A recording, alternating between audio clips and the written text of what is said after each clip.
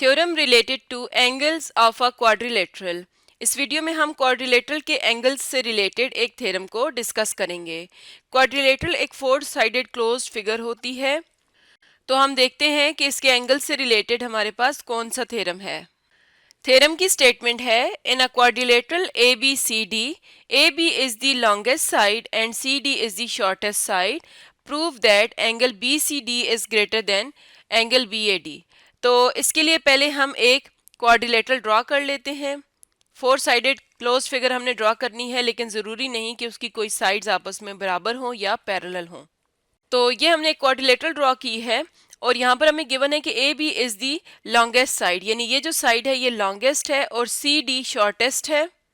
तो हमने ये साबित करना है कि लॉन्गेस्ट साइड के सामने वाला angle B C D greater होगा एंगल बी ए डी से, यानी शॉर्टेस्ट साइड के सामने वाले एंगल से।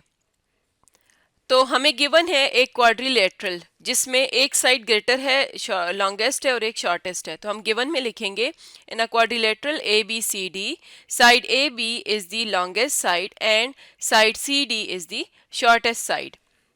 हमने प्रूव ये करना है कि angle B C D is greater than angle B A D. तो टू प्रूव में लिखेंगे, angle B C D is greater than angle B A D. Theorem को प्रूव करने के लिए हम यहाँ पर एक डायगोनल ड्रॉ कर लेते हैं। ए को पॉइंट सी से ज्वाइन कर लेंगे और इस तरह से हमारे पास एंगल्स बनेंगे। इस एंगल को हम नाम दे देंगे एंगल 1, ये एंगल 2, और यहाँ पर जो एंगल बन रहा है इसको कह देते हैं 3, और ये एंगल 4। तो अब ये हमारे पास एंगल्स बन गए हैं। ये स्टेप्स हम कंस्ट्रक्शन में लिखेंगे। तो हम लिखेंगे कंस्ट्रक्शन में, join A to C, name the angles as shown in the figure. तो थ्योरम को प्रूव करना स्टार्ट करते हैं। इस तरह का एक टेबल बना लेंगे जिसमें हम स्टेटमेंट्स और रीजंस को लिखेंगे। तो ये जो हमने लाइन ड्रॉ की है ए सी, इसकी वजह से हमारे पास दो ट्राई एंगल्स आ गई हैं, ए बी सी और ट्राइंगल ए डी सी।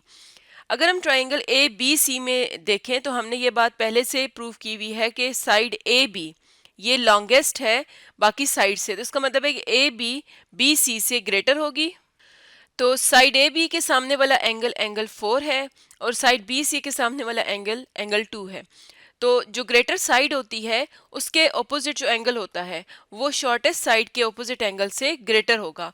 इसका मतलब है कि हम यहाँ पर लिख सकते हैं, in triangle A B C angle 4 is greater than angle 2, क्योंकि एंगल 4 की जो सामने वाली साइड है वो एंगल 2 के सामने वाली साइड से ग्रेटर है, तो इसलिए एंगल 4 एंगल 2 से ग्रेटर होगा।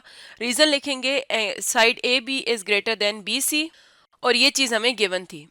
इसी तरह अब हमारे पास दूसरी ट्राइंगल ए डी सी है और इसमें हमें ये बात पता है कि डी सी शॉर्टेस्ट साइड है। इसका मतलब है कि इसमें साइड ए डी बड़ी साइड होगी। तो ए डी के सामने वाला एंगल 3 डी सी के सामने वाले एंगल 1 से ग्रेटर होगा। तो हम लिखेंगे, इसको इक्वेशन 1 कह देते हैं और लिखेंगे, in triangle A C D angle 3 is greater than angle 1, और वही रीजन लिखेंगे कि साइड ए डी ग्रेटर है सी डी से। ये चीज़ हमें गिवन थी, इसे हम इक्वेशन नंबर 2 कह देते हैं।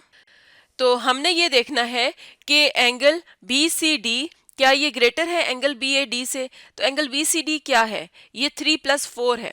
तो हम क्या करेंगे, इक्वेशन 1 और 3 में हम एंगल 4 और 3 को ऐड करेंगे, यानी कि इक्वेशन 1 और 2 को अगर हम ऐड कर दें तो हम यहाँ पर लिख सकते हैं, angle 4 + angle 3 is greater than angle 2 + angle 1। हमने क्या किया, हमने इक्वेशन 1 और 2 को ऐड किया है सिंपली। तो अब 4 और 3 को मिलाकर अगर हम देखें तो कौन सा एंगल बन रहा है, बी सी डी। तो हम यहाँ पर देख सकते हैं कि 4 + 3 ग्रेटर है 2 + 1, और 2 + 1 कौन सा एंगल था, वो था बी ए डी। तो इसका मतलब है कि हम यहाँ पर लिख सकते हैं, hence angle B C D is greater than angle B A D, क्योंकि एंगल बी सी डी क्या था, ये एंगल 4 + 3 था, और एंगल बी ए डी क्या था, ये एंगल 2 + 1 था। तो यहाँ से हमने देखा कि अगर हमारे पास कोई भी क्वाड्रिलेटरल हो तो उसकी जो लॉन्गेस्ट साइड के सामने वाला एंगल होता है वो शॉर्टेस्ट साइड के सामने वाले एंगल से बड़ा होता है, यानी ग्रेटर होता है। तो इस तरह से हमने देखा। तो आज का हमारा टॉपिक था theorem related two angles of a quadrilateral.